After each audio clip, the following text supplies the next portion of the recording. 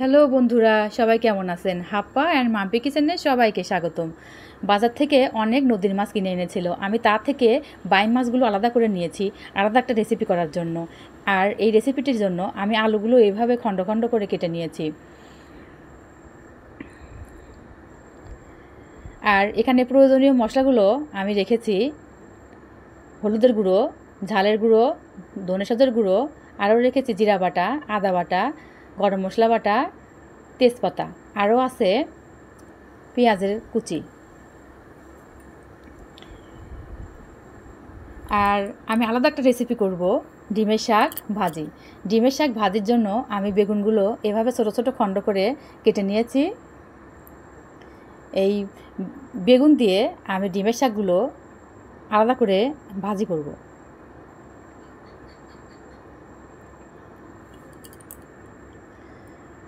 প্রথমে মাছগুলো আমি ভাজি করে নেই, ততক্ষণ আপনারা পুরো ভিডিওটা অবশ্যই দেখবেন।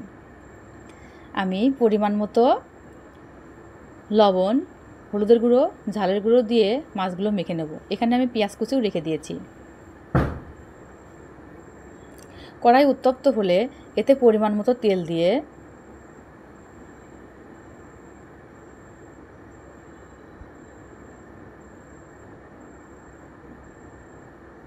মাছগুলো ভেজে নেব।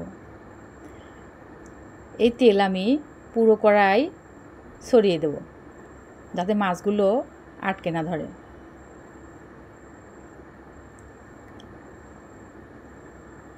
পুরো কড়াই ছড়ানো হয়ে গেছে।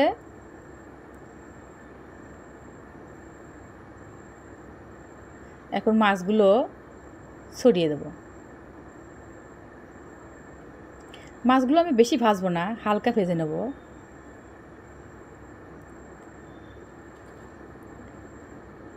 বন্ধুরা, রেসিপিটি অবশ্যই বাড়িতে ট্রাই করবেন।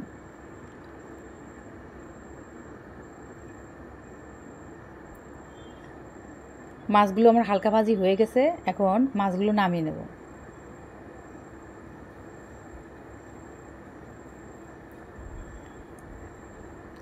কড়ার তেল উত্তপ্ত হলে আমি এতে জিরা দিয়েছি, আরও দেব তেজপাতা। এবার জিরা এবং তেজপাতা লালটে হলে আমি কাটা ধোয়া আলুগুলো এর মধ্যে ছেড়ে দেব।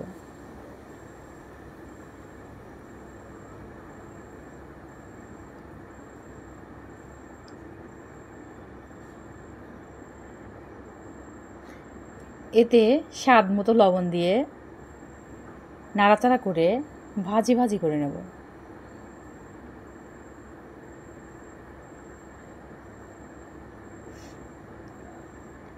স্বাদ মতো লবণ,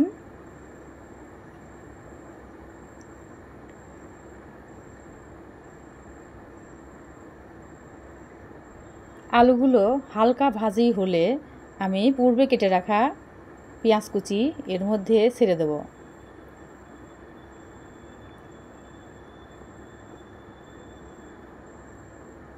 পেঁয়াজ এবং আলু উভয়ই একসাথে ভাজি ভাজি হবে।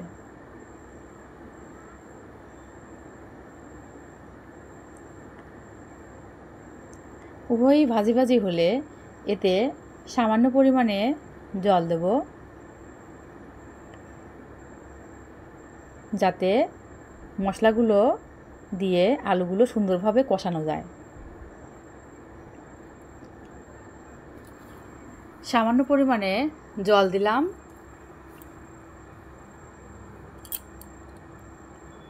এতে আদা বাটা,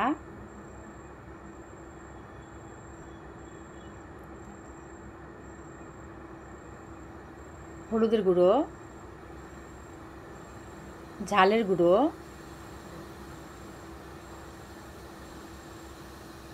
ধনে সাজার গুঁড়ো দিয়ে কষিয়ে নেব। মশলাসহ আলু সুন্দরভাবে কষা কষা হয়ে যাবে। আমার কষানো হয়ে গেছে। আমি এখন এতে পরিমাণ মতো ঝোলের জন্য জল দিয়ে নেব।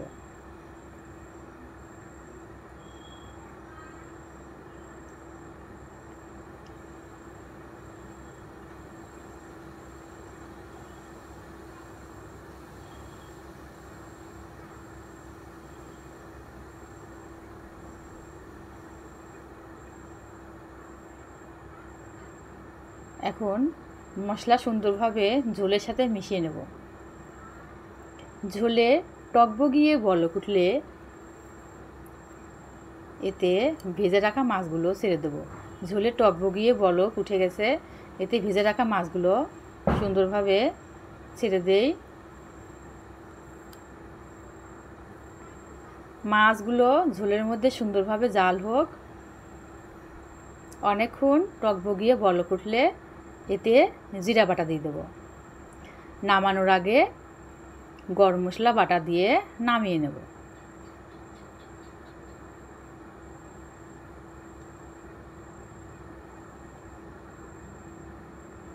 হয়ে গেল।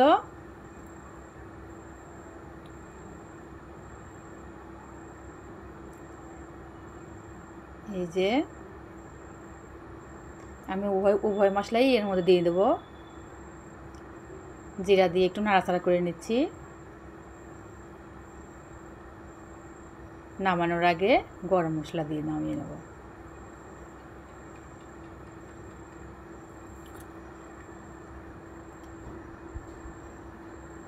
একটু নাড়াচাড়া করে বাইম মাছের বিরন নামিয়ে নেব।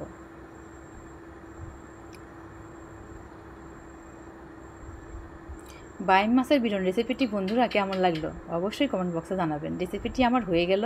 এখন আমি ডিমের শাক ভাজি করে নেব। আমার বাড়ির আশেপাশে অনেক ডিমের শাক হয়েছে, আমি সেগুলো তুলে বেছে ধুয়ে নিয়েছি এবং ছোট ছোট খণ্ড করে নিয়েছি। কেটে রাখা বেগুনগুলো আমি আলাদা করে ভেজে নিচ্ছি।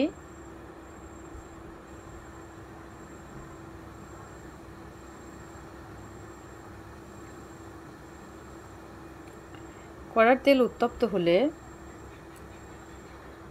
কাটা ধোয়া বেগুনগুলো এর মধ্যে ছেড়ে দিয়ে ভাজি করে নিই। আজকে জমিয়ে খাওয়া যাবে বাইম মাছের বিরন আর ডিমের শাক ভাজি। এই যে আমার বেগুনগুলো ছেড়ে দিলাম।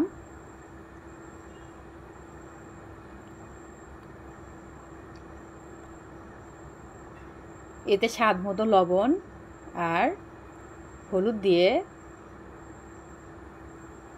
নাড়াচাড়া করে নেব।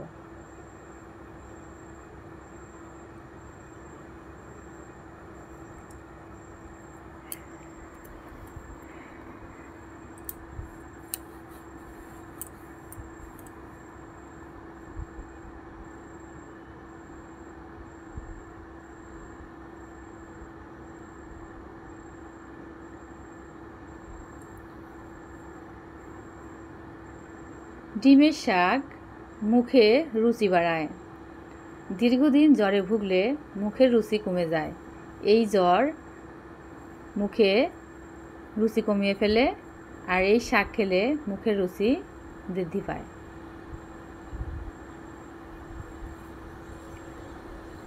আমি তেল দিয়ে নিচ্ছি কড়াইতে। এখন আমি শাকগুলো ভেজে নেব। এতে আমি রসুন ছেঁচে রেখে দিয়েছিলাম, রসুন ছেড়ে দিলাম। এতে হালকা পরিমাণে কালো জিরাও আমি দিয়ে নেব।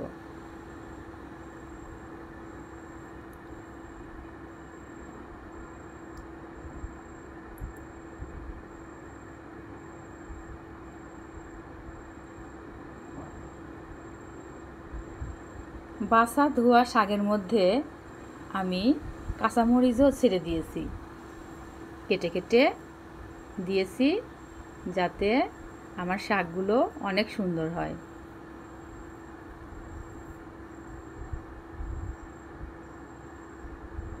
একটু কালা জিরে দিয়ে নাড়াচাড়া করি।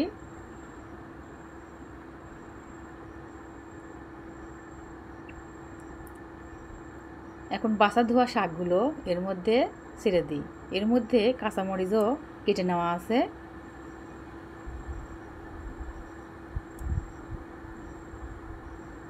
এই শাক খেতে অনেক মজা লাগে, একটু হালকা তিতা ভাব আছে। এতে স্বাদ মতো লবণ দিলাম।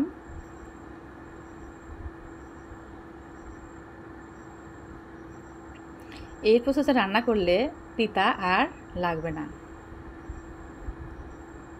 খাওয়ার সময় বোঝাই যায় না যে শাক তিতা।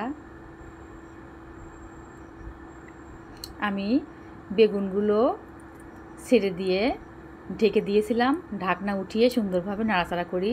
জল শুকালে আমি শাক নামিয়ে নেব। বাইম মাছের বিরন আর ডিমের শাক ভাজি জমিয়ে খাওয়া যাবে। হয়ে গেছে আমার শাক ভাজি। এখন শাক আমি নামিয়ে নেব।